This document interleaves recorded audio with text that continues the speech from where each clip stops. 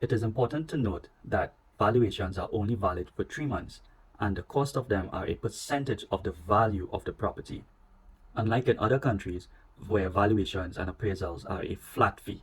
Here is an example of a residential home. The house is being valued for $1.1 million. The valuators will give you an excess of around $500,000. Therefore, you will be paying a percentage of 1.1 minus 500,000, which will be $600,000. Their percentage is around quarter of 1%. Therefore, if we multiply $600,000 by 0.0025, we will get $1,500, and they will also charge you a deposit, which might be around $2,200. So on average, a residential house, the valuation will cost around $3,700. Bear in mind, different valuators will carry, excesses will vary, percentages will vary, the deposit will vary. Also, the type of land, if it's agricultural land, house and land, commercial, will vary, and also if the property is valued for more than $5 million. If you would like to get a list of valuators who are on the bank panel, you can always visit their website. Republic Bank has theirs listed on their website, as well as Citizens Bank. Another reason why the valuation is required will be to pay stamp duties. The buyer is required to pay stamp duties to the Board of Inland Revenue. This is also required to register your deed.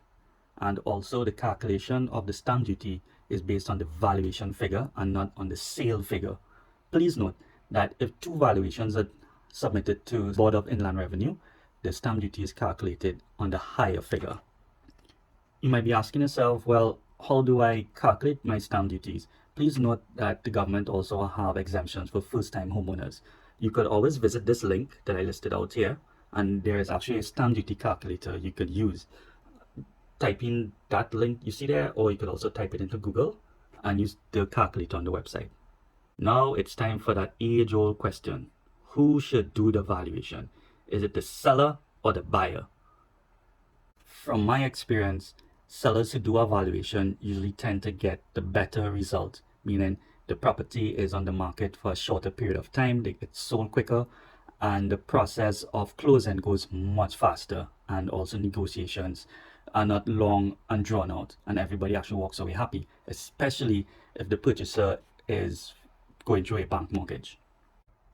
Most commonly for residential properties here in Trinidad, a market approach is used, and that approach follows the steps of data of recent transactions in your location and houses that may be similar to yours, and plus or minus adjustments. So for example, if the houses in your area were 4 bedrooms and they sold at a particular price, however your house is a 3 bedrooms home, they will adjust the price accordingly to those adjustments, whether it's more bedrooms, less bedrooms, the size of the land, how many cars could fit in your garage, and etc.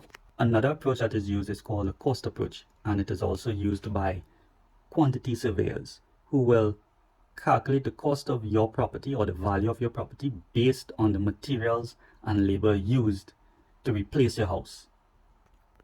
And the next approach that is commonly used for investment properties or commercial properties will be the income approach, and this is used to calculate the value of your property based on the income that the property generates. Income is usually the rental income on the property. And I will end this presentation with this image showing how different persons view your property in the sale process. You may look at your house as a castle. However, the appraiser or the valuator might look at your house differently and value it at a lower price than you would expect. And however, the tax assessor or the taxman might look at this house as your castle. Many times persons feel a bit cheated that their house is valued less, but they have to pay a lot in taxes. And I would like to know what you think, if that is a fact or is that a perception. If you think this video was informative and helpful to you, please subscribe and share, and let me know in the comments what other topics that are giving you trouble, and I will do videos to explain the topics.